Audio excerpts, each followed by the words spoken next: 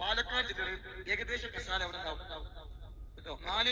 4 ഏക്കറയാണ് സജ്ജീകരിച്ചിട്ടുള്ളത്. അതിൽ കൂടിയാൽ ഒന്നും ചെയ്യാൻ പറ്റില്ല കേട്ടോ. പിന്നെ പറയാനുള്ളത് കുട്ടികളെ കല്യാണമാണ്. ഇന്നിപ്പോ വരുന്ന ഞായറാഴ്ച 19 മക്കളെ കല്യാണം കേട്ടോ.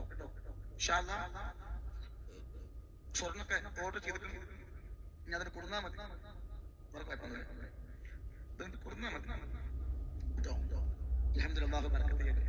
പിന്നെ പറയാനുള്ളത് ഇന്ന് നാളെ 9ന്റെ ക്ലാസ്സാണ്. നാളെ 9ന്റെ ക്ലാസ്സാണ്. ഇന്ന് ഞാൻ പിന്നെ കുറക്കാറുണ്ട്. ഇന്ന് കുറക്കാറുണ്ട് കേട്ടോ. ഇന്ന് കൊടുക്കാറുണ്ട്. എനിക്ക് നിങ്ങളോട് കേട്ടോ വളരെ ഹൃദയത്തോടെ പറയാനുള്ളത് അസൂയ കൊണ്ടാണ്. എല്ലാവർക്കും അസൂയാണ്. അല്ലാഹു കൂടെ ഉണ്ടെങ്കിൽ നമ്മളെ തകർക്കാൻ ആർക്കും കഴിയൂല കേട്ടോ.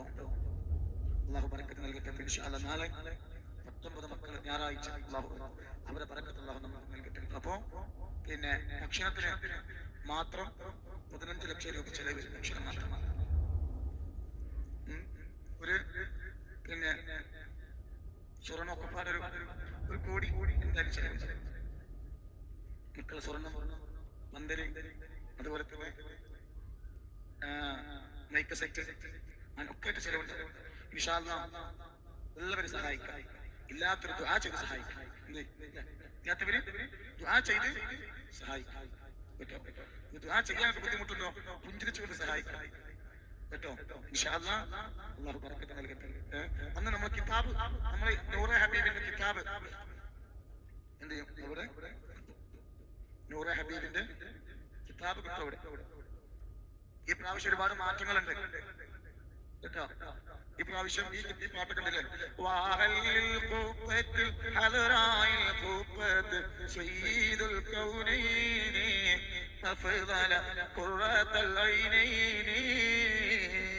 പിന്നെ പറയാനുള്ളത് ഇൻഷാ അല്ലാഹ് തേന് വെച്ചൊരു കുടിച്ചോളി.